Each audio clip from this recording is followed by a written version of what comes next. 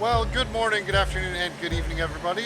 As you can see, we've got the format changed a little bit for the preview. I'm going to experiment a little bit with something where for the previous week, we'll just go back to that week's track. That way, if we do run into something, we can talk about, and use the track where it happened as an example, as well as just not get too tired of looking at the new track too much. So we got a little variety in. Adds a little cut somewhere in there. But, yeah, let me know what y'all think of it. Obviously, we are racing other cars at the moment for two reasons. One, because you can't do time trial against or on a wet track. For whatever reason, the full wet time trial's gone in. I also think it would be interesting. Maybe you see if I do have the AI turned down a bit. But they're strong in the wet. And maybe if I do have to demonstrate some racing stuff, I can drop back behind them and kind of demonstrate it rather than just talking about it. But all that bloviation and nonsense aside, as I am going to have to focus a bit more because I'm not the best wet weather driver there ever was. We'll get into, what we saw. It's obviously been a few weeks, but at the British Grand Prix. So, as usual, we'll just work our way down in order that you encounter the teams. So, obviously, McLaren at the top. Another 1-2 finish, so back-to-back for them. Austria and now Silverstone. That said, it was probably not the 1-2 finish that would have been expected after the first couple of laps of the race. Oscar Piastri really showed incredible pace in the damp and changing conditions, and had built himself a 15-second lead before the safety cars, naturally erased his lead, and then also led to kind of rules-wise, a self-inflicted pain. But I also do think that the penalty, all things considered after the fact, was a bit harsh. And I'll explain and why I believe this. Now, yes, it was an aggressive braking that caused Verstappen to go by him on the straight. There's a couple of factors I think should have played into this, however. Number one is the FIA called the safety car in way too late on that lap. For them to be that far into the final big straight there and call the car in, the only way to make a gap was to slow down significantly. They gave the safety car this lap earlier the previous time. Reason number two is Oscar Piastri did not brake significantly harder than he did on the first safety car restart when he made the gap the first time. Granted, and here's where I will say is, I think both times it was probably too aggressive of a slowdown. However, I think the first time the stewards should have looked at it and given him a black and white flag, a warning, to say, hey, you overdid it, especially in these conditions. It's dangerous. Give him a penalty point and a warning, and not a time penalty at the time, because obviously you can't predict that the second safety car was going to come out. You're never going to know that. But if it did transpire the way that it did, then you would have had him slow down in a different way at the second safety car restart prep. The fact that the first time he did it and it was okay, and the second time he slowed down and it wasn't, I think that's tough for Piastri. I think he'll learn from it in this case. I mean, it's definitely something that he's going to take on and learn from, especially being in a championship fight. But as a result, Lando Norris did what he needed to do. He got himself, fought his way past Verstappen and Hamilton and everybody else that he needed to, and got himself into the race-winning position. The other thing that I've been seeing that is kind of related to it is, and this comes down to the way that driver and team radio gets edited before it's broadcast. The way it was broadcast in the race, made it seem that Oscar was directly, just asking for the spot outright, saying, it wasn't fair, give me the spot back. The full transcript of the actual conversation, if you actually go listen to the radio, he has a whole lot of qualifiers in the beginning of that and at the end about, look, if you think that it is, if as the team you agree it was unfair, and he even says, I know this is a big ask. Like, he qualifies, he knows odds are they're not going to say yes to it. But, I mean, he wasn't whining and saying, yeah, give me the position back or anything like that.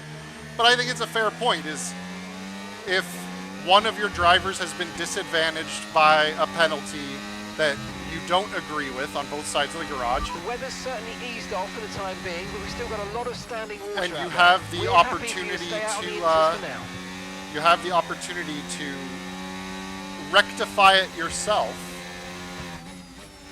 I don't think it's unreasonable to say, hey, yeah, swap it around and let him go racing. It did. The safety cars cost Oscar a 15-second lead. He had a 10-second penalty. Like, he had it well in hand. But hey, that is. But driver decisions and stuff aside, we'll talk more about the trajectory of the McLaren team and how the car is looking. Obviously, Lando Norris did well to close up the gap points-wise over the last 2 weeks. He's won 2 races while his teammate has come second in both of those. And the McLaren is just looking like the best car right now. Like, it's looks to be getting stronger week on week, which is kind of impressive. So they are definitely not taking their foot off the gas pedal in the development race either. So good for them. It's, they had a significant gap to Ferrari the previous race, and this one, they had it well in hand. So we'll leave it there for the Silverstone part. We'll talk more about what we're looking at for all the teams once we switch over to taking a look at the Belgian track. The track's drying out here. Next up, Sauber. There is really only one thing to talk about for Sauber, and it is Nico Hülkenberg. 239 times he's lined up on the starting grid. And for the first time, he stands up on the podium. And not only does he earn himself a podium finish, he came from P19 to do it, so started way back down the order. And on top of that, the car that was behind him, the driver chasing him down to try and take that podium away, none other than Lewis Hamilton, who himself was on a 12-race streak of scoring podiums at Silverstone. The guy has a straight on the track, the one we're on now, the Lewis Hamilton straight, named after him, which is a crazy honor for a current, still on the grid driver. Usually you get stuff named after you after you've retired or died. But so Nico Hülkenberg, a fantastic drive for him. And, this been a few weeks in a row now where Nico Hülkenberg has really not turned in a very good qualifying performance and has come from very deep on the starting grid, like P19, P20, to score a solid haul of points for a couple of weeks now. So if he can start getting himself on top of qualifying as well, that Sauber actually might be kind of turning into a half-decent car. This track feels almost dry at this point. But I'm not going to do any strategery thinking here. Of course, Nico Hülkenberg is the big, huge exclamation point for Sauber. on the weekend. On the 20 flip laps side, of fuel left. of course, you have Gabriel Bortoleto, and almost all rookies struggled in the rain this week. Only one of them ended up finishing the race. And on top of that, he did have to, he got put on the try and start on slicks strategy that was very difficult even for very experienced drivers to try and manage. So Gabriel Bortoleto out very early, found the barriers, unfortunate for him. He's been having a pretty decent season as far as side-by-side comparison in qualifying to a very experienced Nico Hülkenberg. So chalk it up to rookie inexperience in those conditions. Obviously, the way that F1 is, there's not a lot of testing time on an actual track anymore. So, you know, a lot of times, like Australia, was the first time these rookies had ever driven an F1 car in wet conditions. And, you know, it doesn't happen all that often throughout the season. But let's head on to the next team on the list, and Ferrari. A less than perfect weekend for them. I'm sure they felt that there should have probably been a lot better result. They were clearly the second best car by a significant margin last time out in Austria. You know, they were miles ahead of the rest of the pack, only finishing, you know, well off the McLarens that are just, well, miles ahead of everyone else. And really, you know, it was both strategy side and execution side that I think let them down. Obviously, and I went back to listen to the team radio at the start. It was, you know, Leclerc had the final say of going slicks or inters, and he chose to stay on the slick. So that was his decision. Ended up really not being the right one.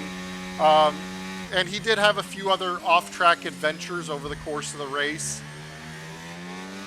So, you know, both in tire choice and driving execution, he kind of just was mired in no man's land the whole day. Lewis Hamilton, as we mentioned with Nico Hülkenberg, unfortunately has his Silverstone podium streak snapped. That said, he did put together another P4 finish, so it's still a solid result overall for Lewis Hamilton. He did have one or two off-track adventures as well, which could have been exactly what he needed to, you know, catch up to Nico, make the overtake and stay ahead. But the other part, I think, the other thing that kept him off the podium was strategy related, and Lewis Hamilton was one of only a few drivers that went on to the soft tire in that final stint.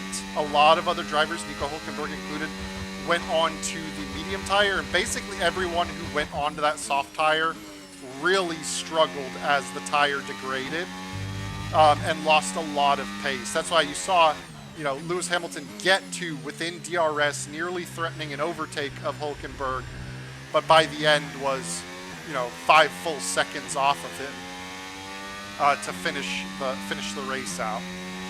So definitely could have done better with keeping the car on track, both drivers, but strategy choices also really let them down. All things considered, though, to still put Lewis Hamilton up P4 in such a chaotic race, it's still a good result for him. They're not, you know, the car's still got pace, it's still there. So that's 17 laps of fuel remaining. Next up, we'll go to Red Bull. Now, Yuki Tsunoda, who I am currently being, had about Yellow as flag. poor of a day as you could hope for. He was last car running, was kind of caught up in that early race, you know, lap one, little Green flag. shoulders out incident. But he was last car running and the only car to finish a lap down in the race. Everybody else finished on the lead lap, and so when you're the only one getting lapped, that's probably not a great sign. Oh yeah, my tires are cooking. That part being said, he did make Q2, so he's finding a little bit of qualifying pace on the Saturdays. I know recent reports that I've seen, his car is still a few parts of upgrades behind what Verstappen is. So they're not driving the same car at this stage. And that was always a rumor with, you know, Gasly and Albon in their days in the car, even Sergio Perez.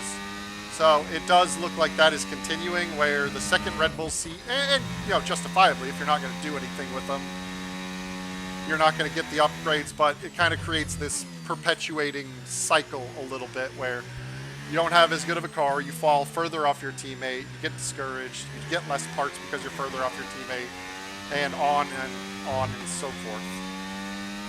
So, understandable a little bit.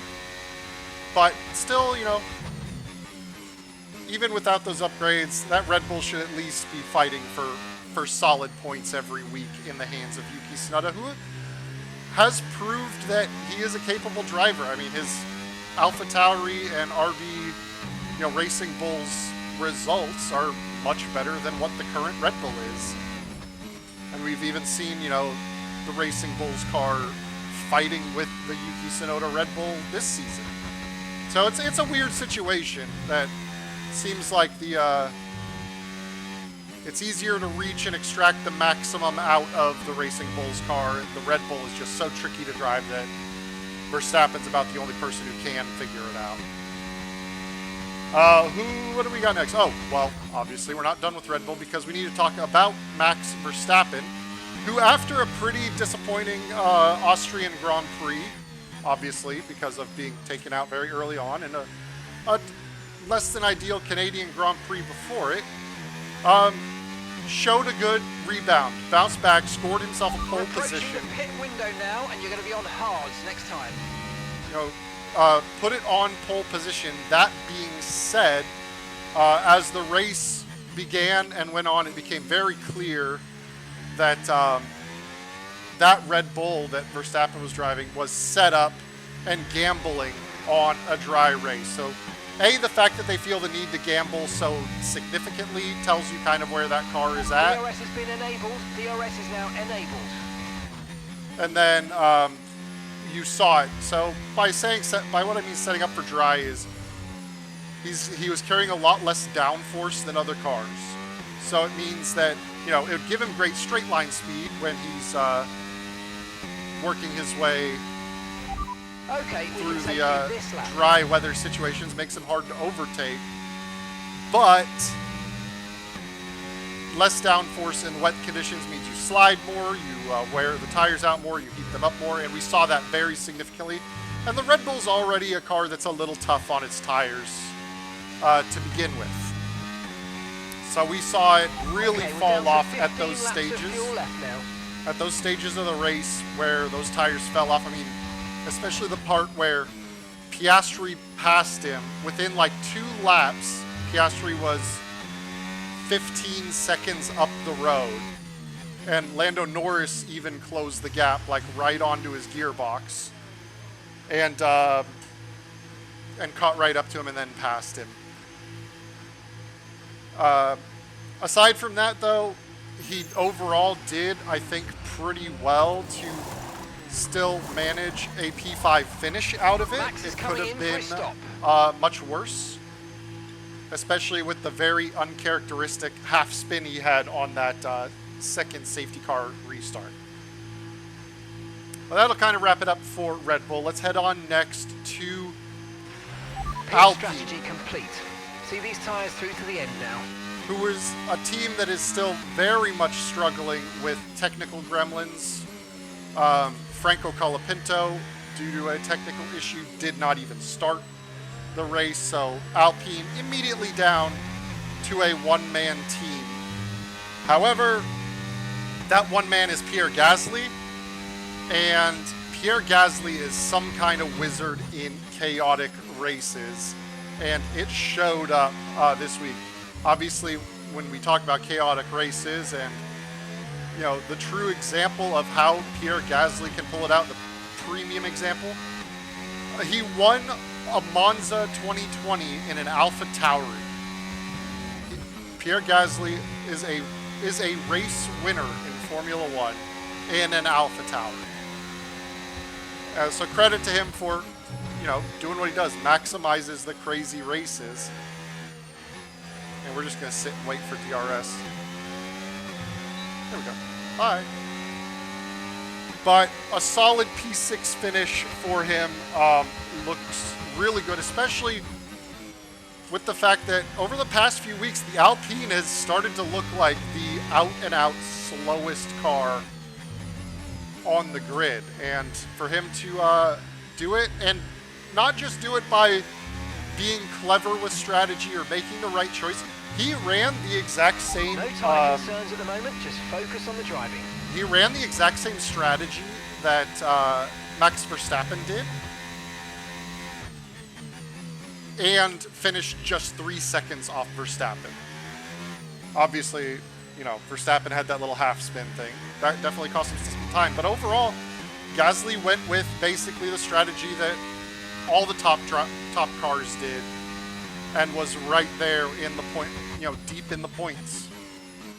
So very good result for him.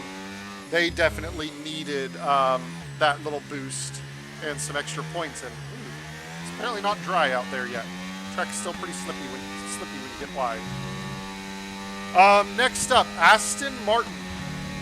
A very welcome double points finish for the team.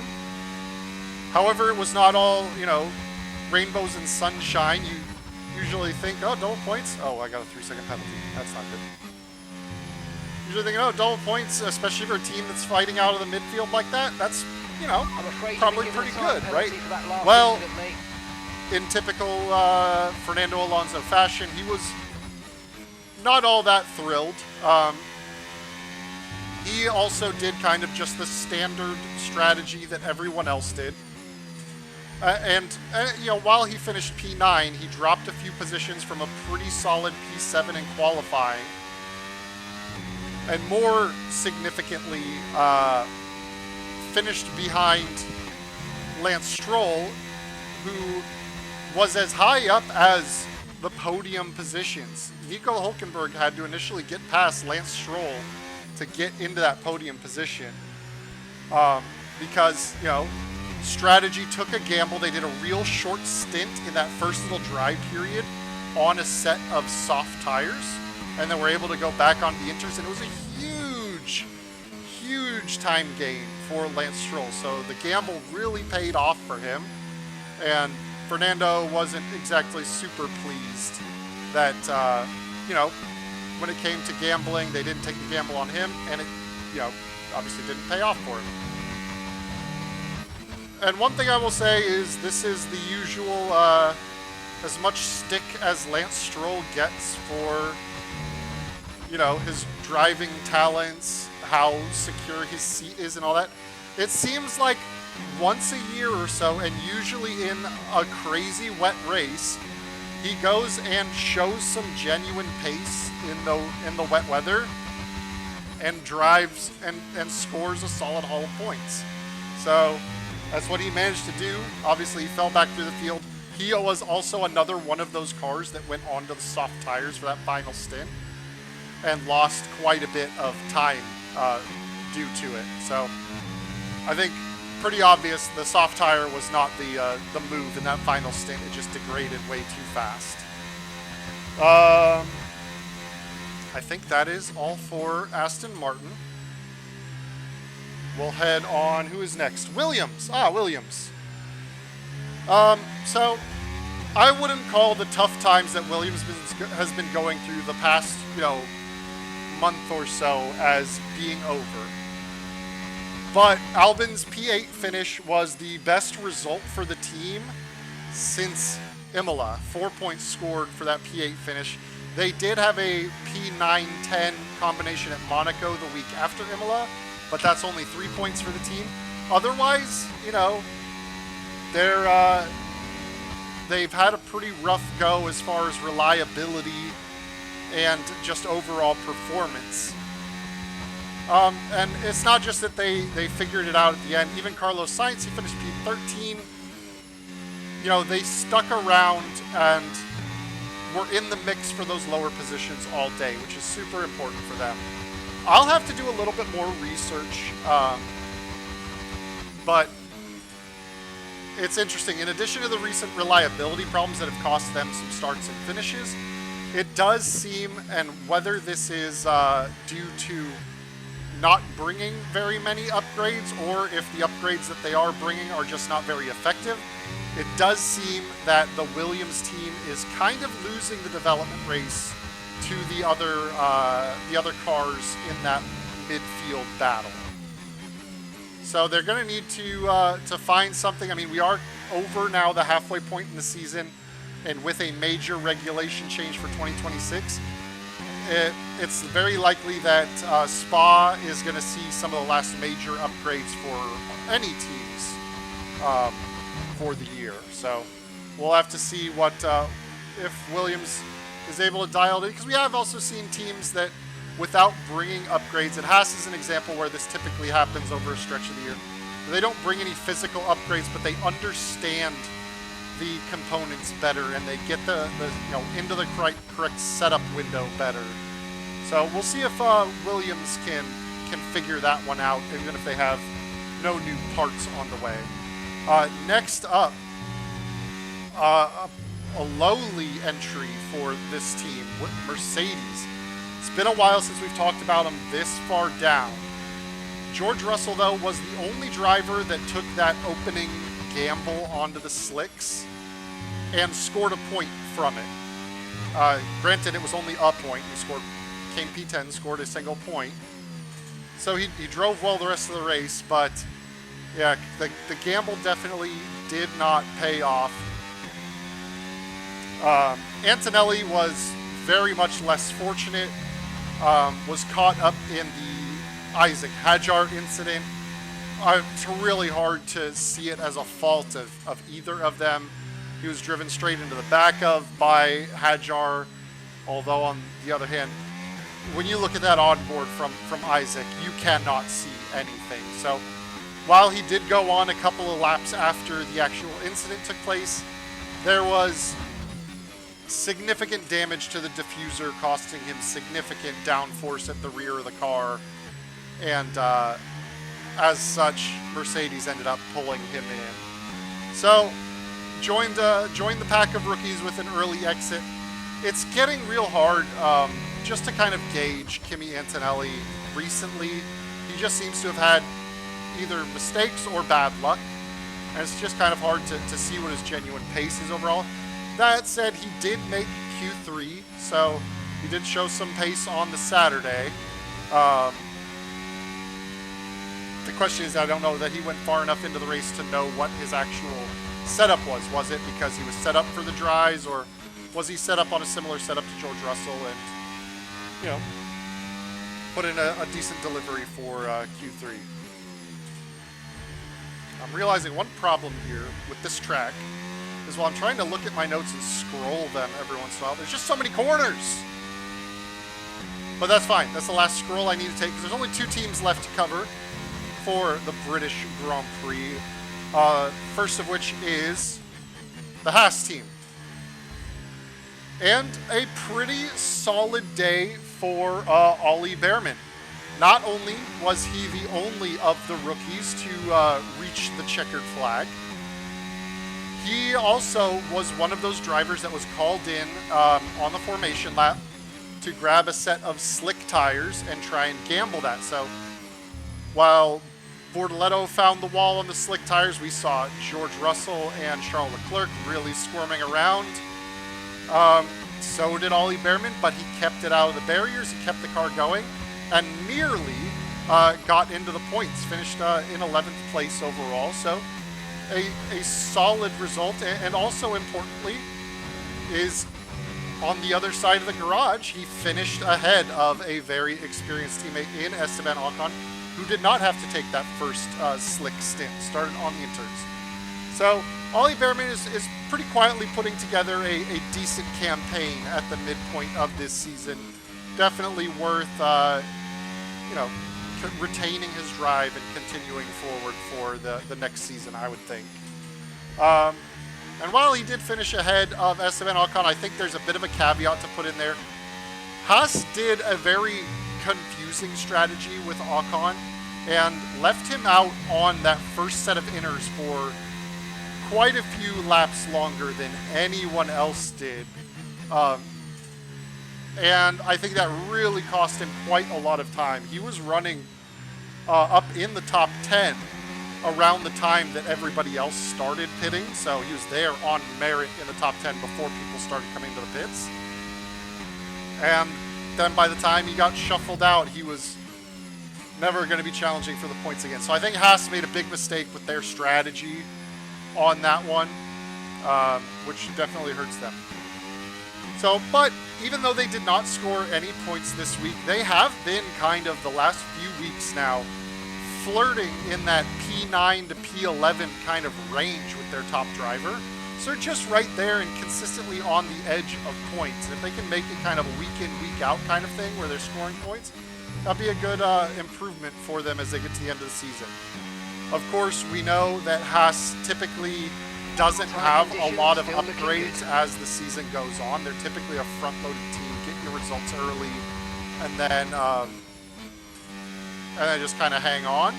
They don't typically bring a lot of late upgrades, but we'll see if, again, like we were talking about with Williams, if they're not bringing upgrades, can they understand their car as it is? And Haas typically does decently with that to stay at least in the mix.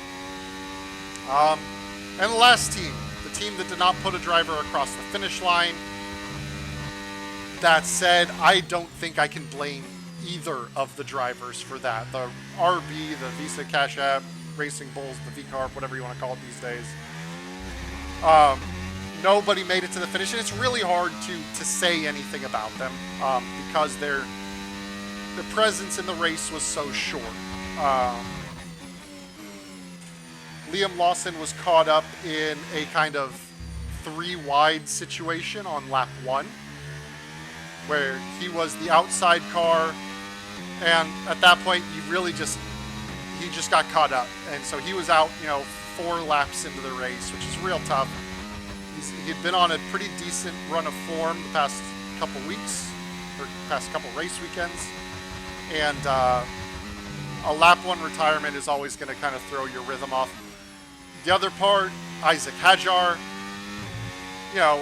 wholly at quote-unquote fault for the incident with Kimi Antonelli, but like I said, looking at his onboard, you're just looking into a wall of spray, and then suddenly there's the back end of a Mercedes, and I don't think there was anything at all he could have done about that. So, real unfortunate to see both of those cars go out so early in the race. Hopefully, the RB team can pick it back up around the Belgian circuit. But that'll do for the Silverstone recap. Let's park the car and then see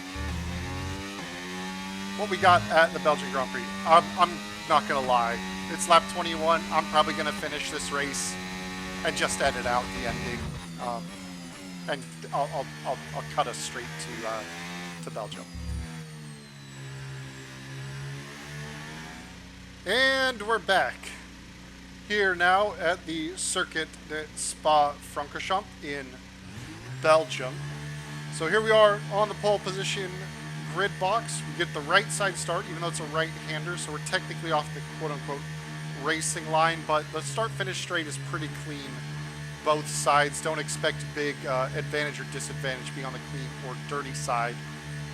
That being said, weather could play a factor here. I believe there's a 50%-ish chance of rain scheduled, but it's up in the mountains, the Ardennes forest, which always can create some crazy weather situations. Belgium is just over 7 kilometers long. It's the longest lap by distance of the season, and covers a nice wide range of corners, so you will see potentially some interesting choices being made when it comes to the setup of the car. As we go around, you'll see there are some really long, flat out sections where you're going to want low downforce, be as quick as you can in a straight line. But the entire second sector, a lot of mid to high speed corners where that downforce is going to be crucial. But you can see it's not a very long run down to La Source, which is the first corner of the track. And Belgium is another one of those tracks where basically every corner is named, so have fun. You can see there's a decent amount of banking into the first corner, so you will see drivers take kind of a variety of lines through this. Some will get right up near that inside wall to shorten the line. Others will stay a little bit wider out and use the banking to roll through. But after, and it's a decent overtaking opportunity on the circuit. It's not a very long straight. There is a little blast of DRS. It's one that is useful if you've got a significant tire delta, because the bus stop chicane that we come out of before it, right at the end of the lap, if you have a good tire advantage, you can launch off that corner really well. And it is the slowest couple of corners, back to back on the track.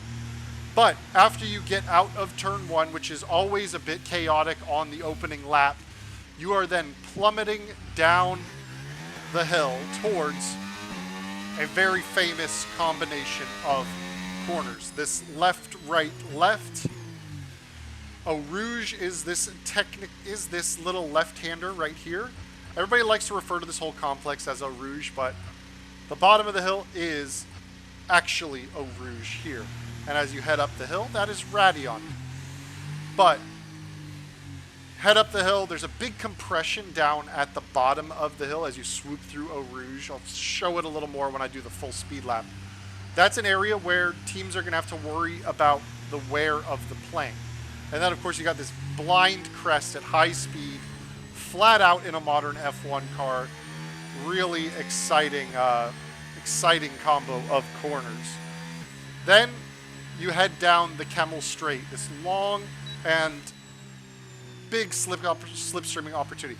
It's actually a gradient uphill this entire way. So you're climbing and climbing and climbing the entire time you're heading down the straight, which is part of what gives Spa its place as the highest elevation change of the season. Then you come to the next best overtaking opportunity, the Lacombe chicane.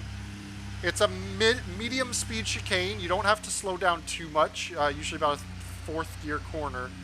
Quick little right, left combination.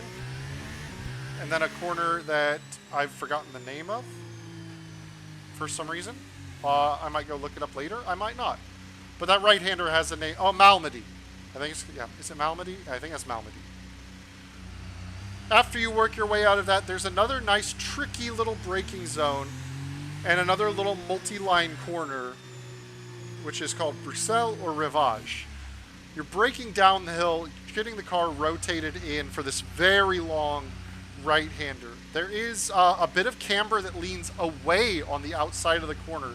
So if you go a little bit too wide, the car wants to pull to the outside of this corner. So look for drivers to really be hugging this, but getting on the power as early as they can to exit. Then it's a real quick swing across the track to set yourself up for Jackie X Corner, or also known as Speaker's Corner, or No Name. It's got lots of names for a corner that's named No Name. Nice little flick left hand. They've added a lot of gravel on the outside. People used to really abuse the runoff here, but now you've really got to keep it more in line.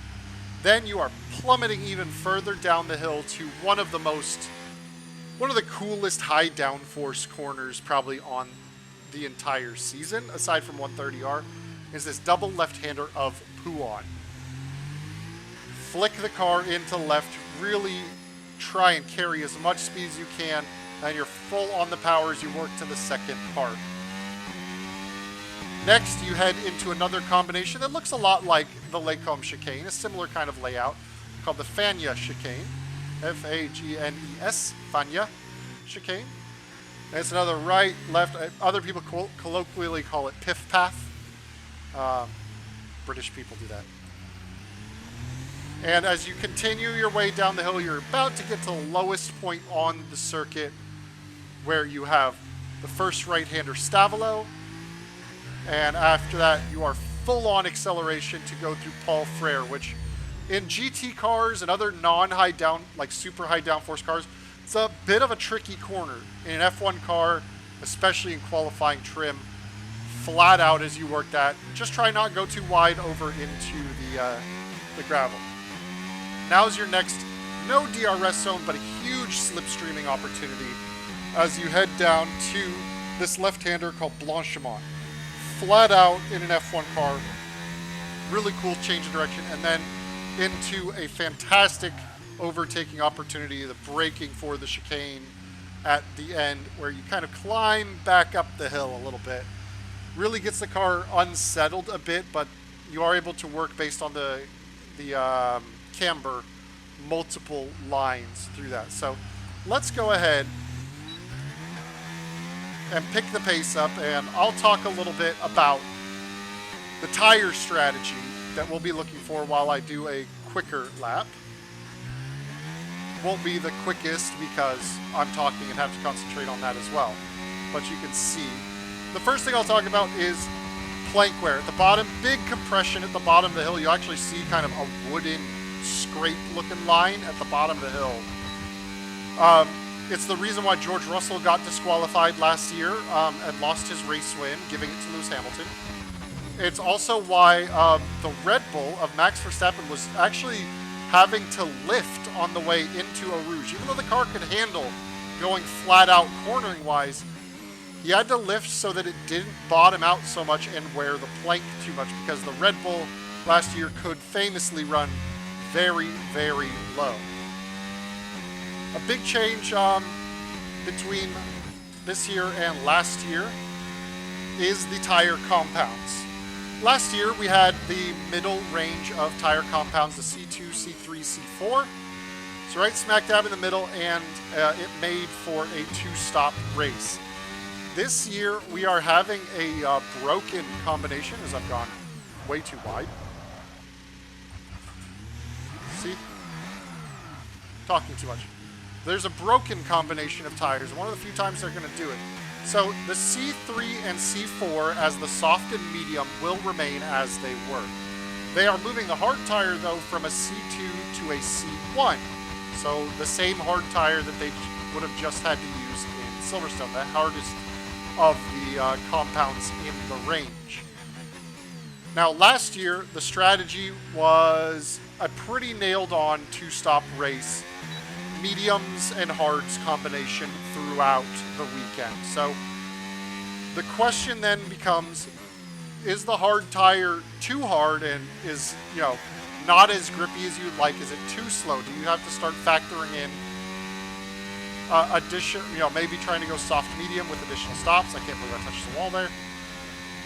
But the other thing to keep in mind is this year, it is a sprint weekend.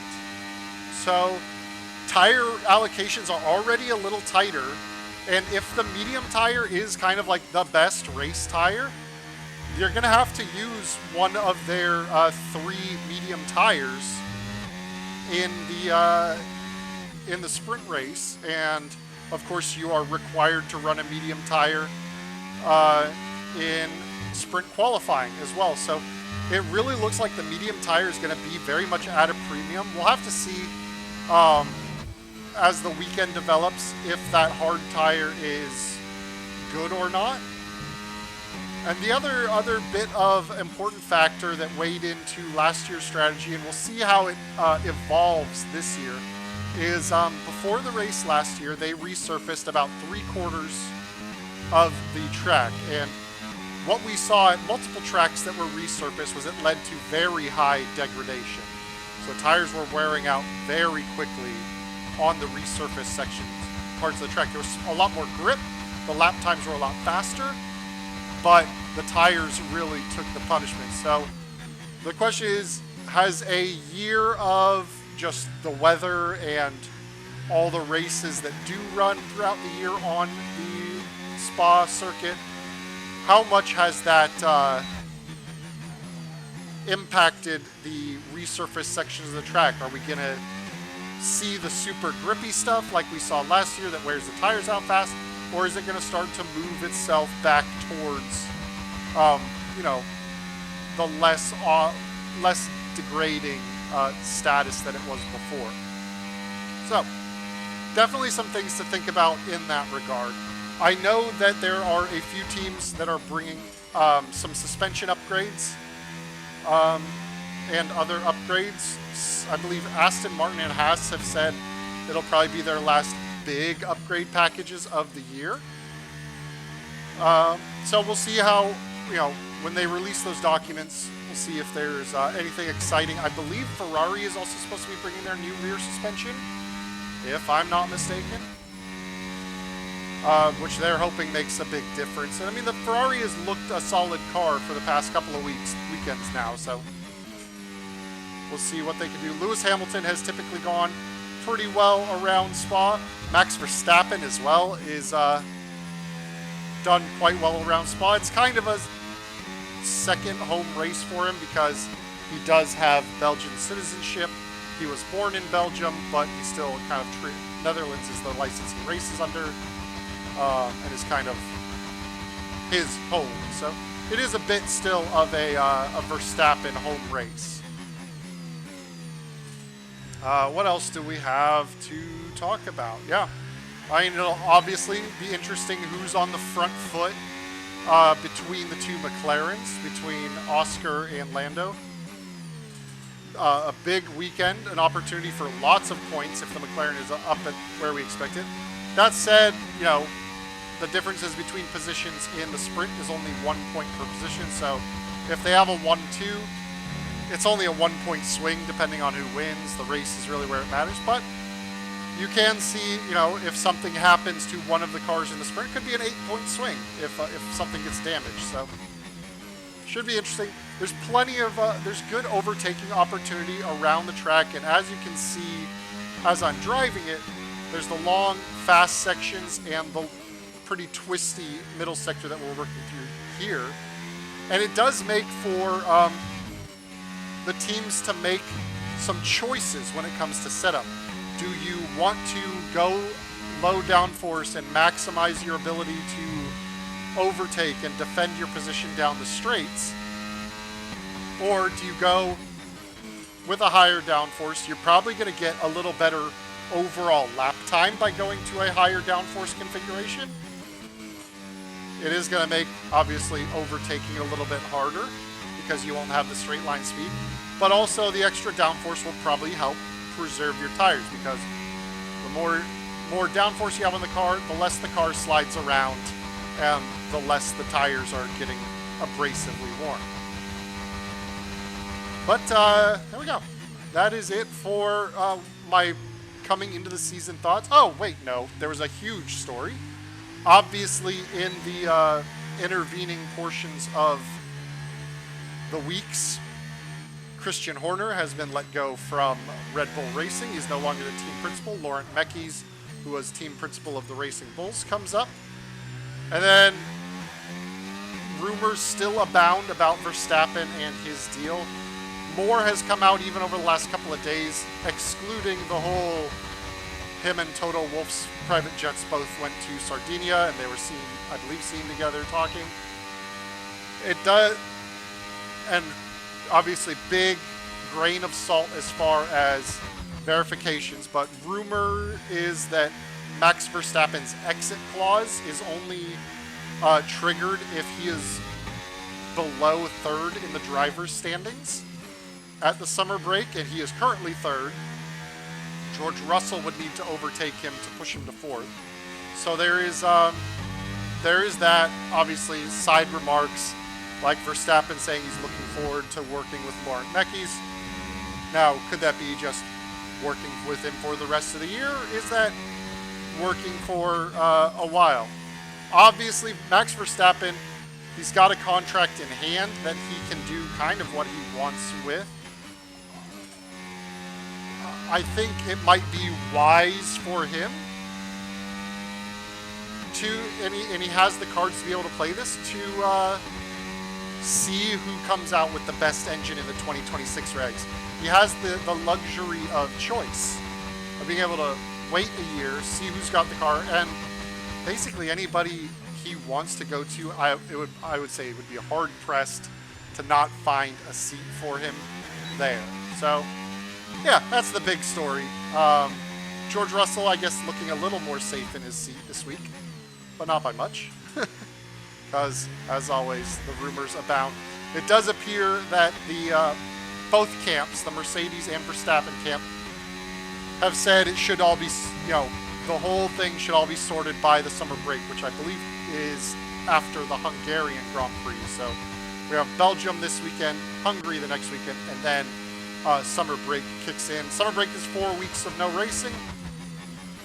So I would say probably still a month and a half before we have any concrete answers on the Verstappen-Mercedes saga. But thank you all for joining me. Let me know what you think of the change in format, if you'd like to see the old track, if going to the old track for so long doesn't give enough view of the new track. I can see I'm only on lap 7 of the track, so I've definitely not spent as much time going around this track this week, obviously. But yeah, let me know. I'll catch you guys next time. Y'all have a good one. Peace.